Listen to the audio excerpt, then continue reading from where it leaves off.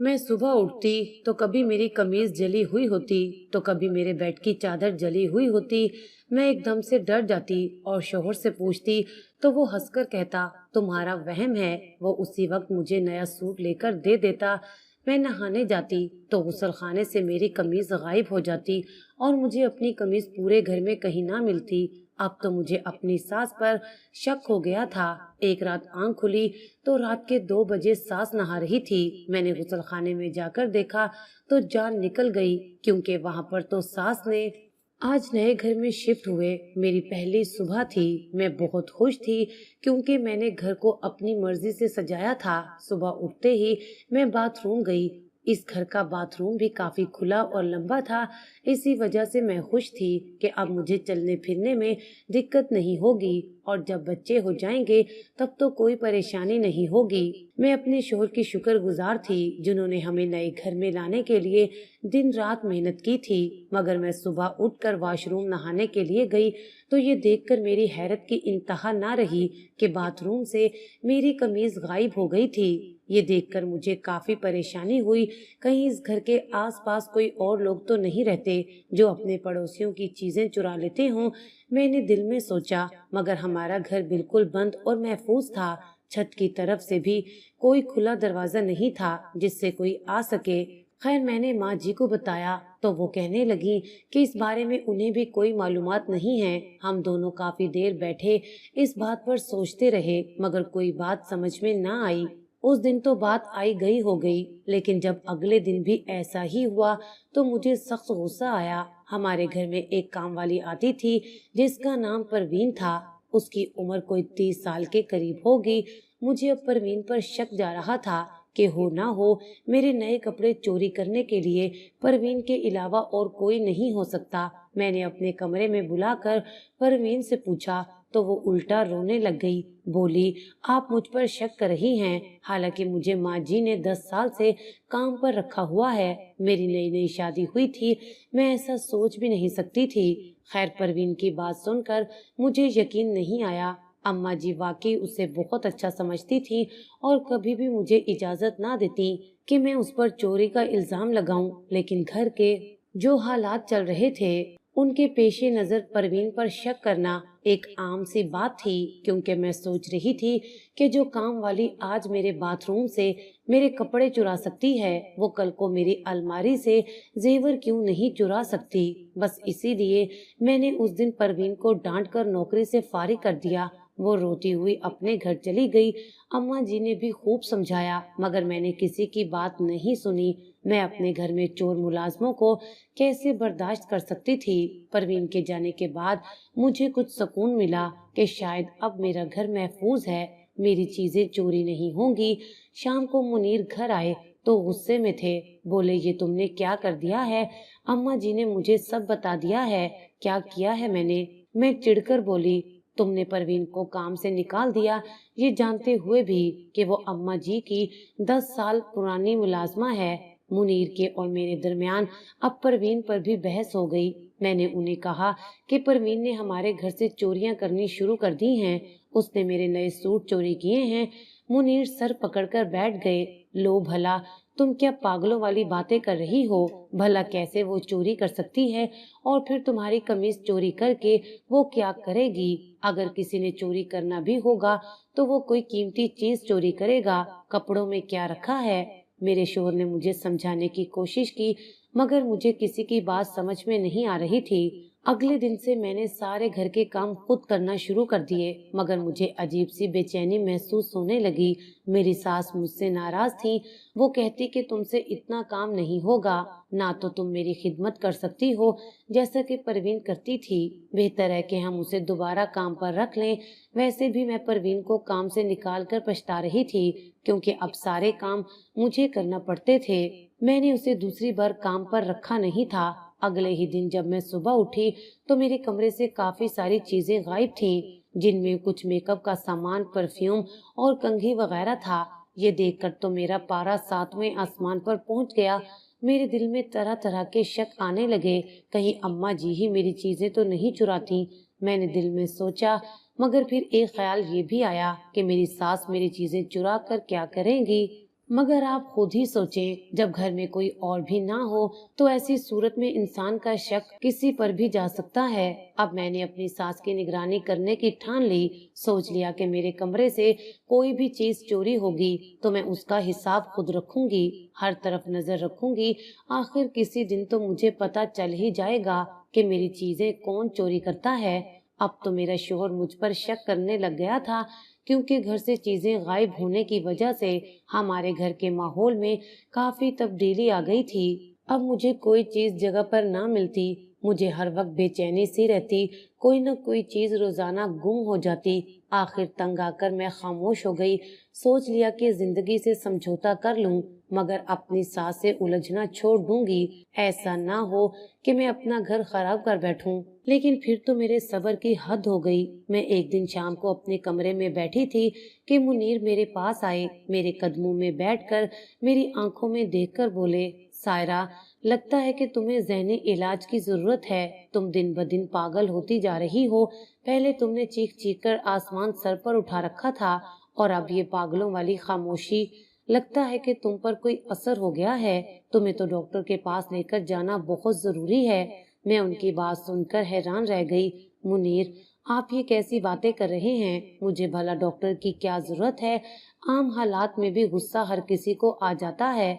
इसका ये मतलब तो नहीं कि वो ज़हनी मरीज होता है। मेरी बात पर मुनीर ने मुझे तहम्मुल से समझाना शुरू कर दिया। सायरा, तुम समझने की कोशिश करो। तुम्हारी हालत आम इंसानों जैसी नहीं है, बल्कि तुम पागल होती जा रही हो। इससे पहले कि तुम्हारा ज़हनी तवाज़ुन उलट जाए, मैं तुम्हें डॉक्टर के पास ले जाता हूँ, ताकि वो तुम्हारा इलाज करें और तुम्हारी बीमारी खत्म हो जाए। मैं तुम्हें कल सुबह डॉक्टर के पास लेकर जाऊंगा। और फिर मेरे लाख इनकार के बावजूद सुबह उठते ही मुनीर ने मुझे तैयार होने का हुक्म दिया। मजबूरन मैंने उन्हीं कपड़ों के ऊपर एक शाल पहनी और ना चाहते हुए भी मुनीर के साथ अस्पताल चली गई। उन्होंने वहां जाकर मेरे बारे में डॉक्टर से कहा कि मैं बिला वजह गुस्सा करती हूँ, और भी मेरे कई मसाइल बताए जो मुझ में थे ही नहीं। मुझे बहुत गुस्सा आया कि मेरा शोहर ऐसा क्यों कर रहा है, लेकिन उनका अंदाज बता रहा था कि वो मुझसे बहुत मोहब्बत करते हैं, मुझे तवज्जो देना चाहते हैं। वो नहीं चाहते कि मेरी बीमारी बढ़ जाए। तभी मैं भी उनकी मोहब्बत में आकर खामोश रही। डॉक्टर ने मुझे दिमागी सुकून वाली दवाइयाँ लिखकर दे दी थी। अब मुनीर बाकायदगी से मुझे दवा खिलाते, मगर मुझे उन दवाइयों से फर्क पड़ने की बजाय और ज्यादा ग़ुनूदगी होती। हर वक्त मैं थकी थकी सी रहती, ऐसा लगता जैसे मेरा बदन टूट रहा हो। एक दिन मुनीर कहने लगे, लगता है अब हमें फिर से काम वाली रख लेनी चाहिए, क्योंकि तुम्हारे लिए काम करना मुश्किल हो रहा है। वैसे भी इन दवाओं के साथ आराम की मुकम्मल जरूरत होती है। तुम जब तक आराम नहीं करोगी, तुम्हारी बेचैनी कम नहीं होगी। मजबूरन मैंने मुनीर की ये भी बात मान ली थी। सुबह को मेरी आंख खुली तो जहन पर अजीब सी गनुदगी थी। मैंने आंख खोली तो मुझे अजीब सी बू का एहसास हुआ। मैंने देखा तो जलने की बदबू आ रही थी।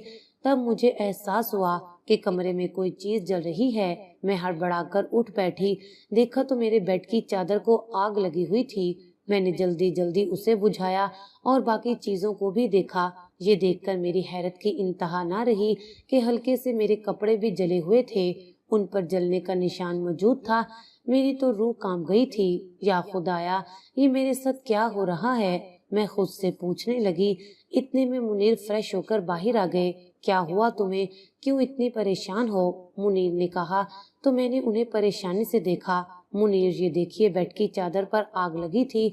मैंने चादर की तरफ इशारा करते हुए कहा था। कहाँ आग लगी थी? देखिए ना, ये जलने का निशान है। मैंने मुनीर की तवज्जो दिलानी चाही। मुझे तो नहीं नजर आ रहा। मुनीर की बात ने मेरे जहन में जैसे हथौड़े बरसाना शुरू कर दिए थे। तो ये क्या सब सिर्फ मुझे नजर आ रहा था? मैंने अपना सर पीट लिया। उसके बाद मुनीर को वो निशान दिखाने की भी कोशिश की, मगर वो यही कह रहे थे कि उन्हें कुछ नजर नहीं आ रहा। चादर तो बिल्कुल ठीक है, बस तुम्हें वहम हो गया है।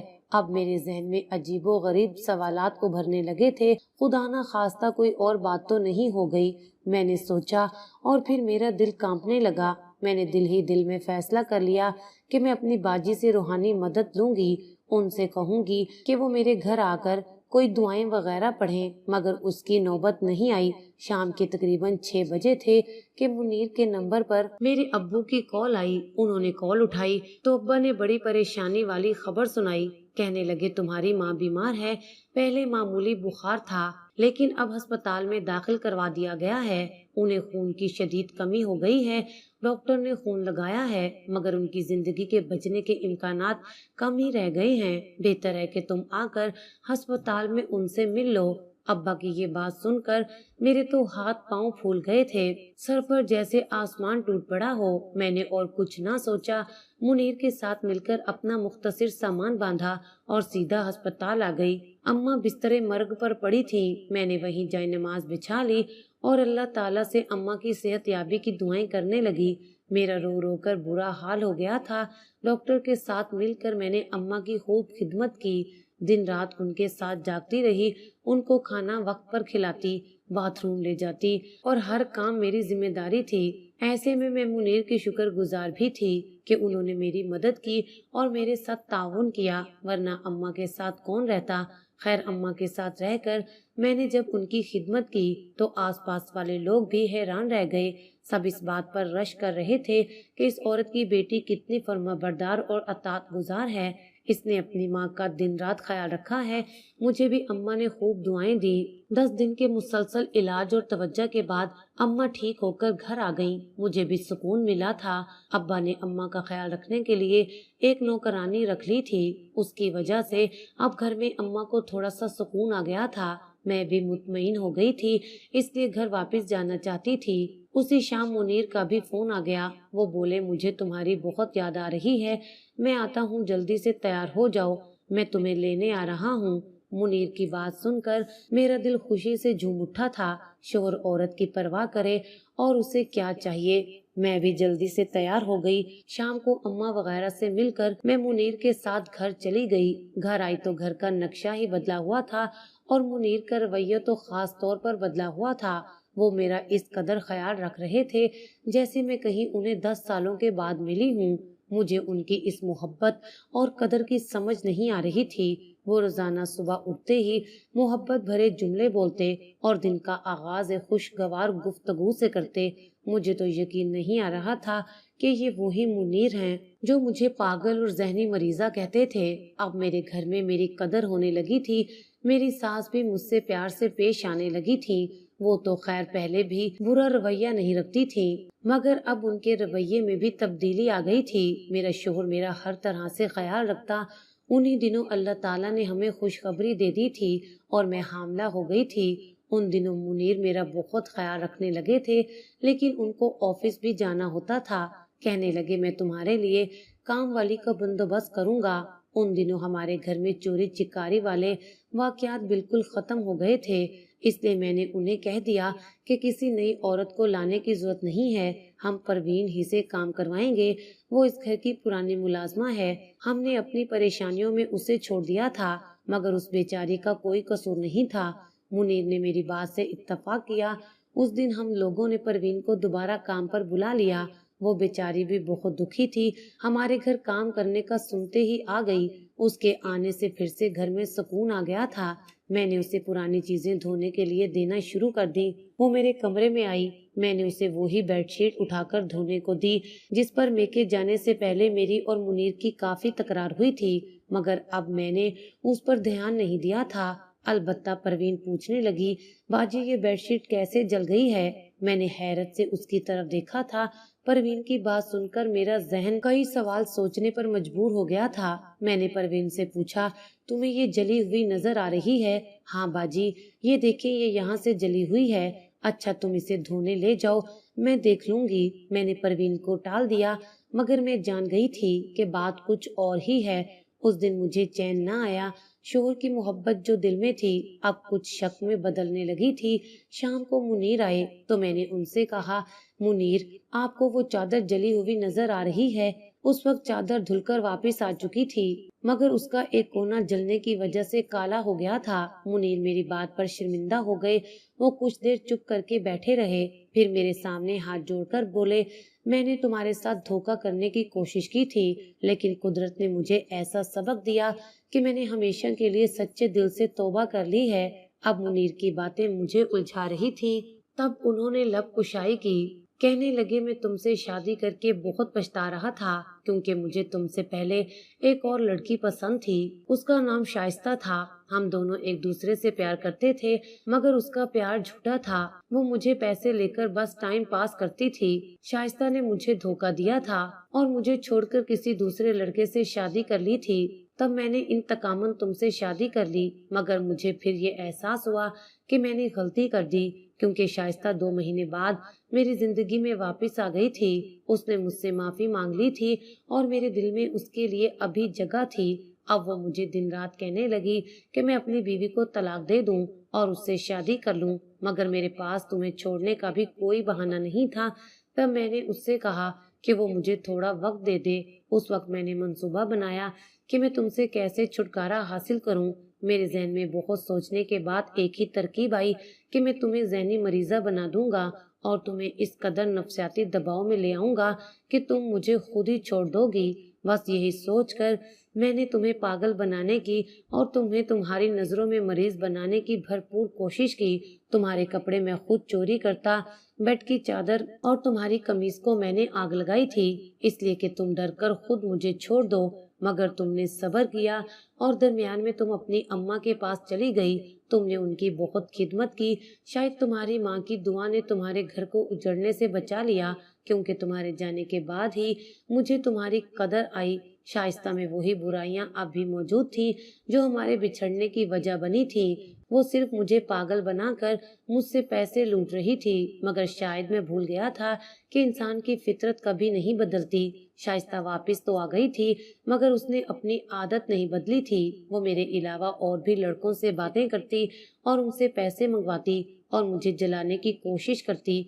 मुझे उसकी ये बात हरगिज पसंद नहीं आई और फिर मैंने तुम्हें वापस लाने का सोचा। उस वक्त मुझे तुम्हारी कदर हुई थी, तुम सोच नहीं सकती। मुझे लगता है कि ये सब तुम्हें तुम्हारी माँ की दुआ है, जो अल्लाह ताला ने तुम्हारे लिए मेरे दिल में इतनी इज्जत और मोहब्बत डाल दी है। मुनीर की बातें सुनकर मेरा दिल चाहा कि मैं उन्हें इसी वक्त छोड़कर अपने घर चली जाऊं। जिस शख्स ने मुझे मारने और मेरी जान लेने की कोशिश की, मैं उसके साथ रहकर क्या करूंगी। मगर कहते हैं कि शोहर अगर अपनी गलती पर शर्मिंदा हो जाए तो उसे कभी नहीं छोड़ना चाहिए, उसे एक मौका दे देना चाहिए, उसे एक बार माफ कर देना चाहिए। ऐसे में शोहर के दिल पर हुकूमत करना पहले से कहीं ज्यादा आसान हो जाता है। और अब मेरी जिंदगी में इसीलिए खुशियों की ऐसी बहार आई है जो शायद पहले मुमकिन ना थी। आखिर में मैं अपनी सब बहनों से यही कहूंगी कि वो अपनी अपनी घरेलू जिंदगी में सब्र करें, बहुत ही एहतियात से काम लें। अल्लाह ताला एक दिन बाजी उनके हक में जरूर पलटेगा।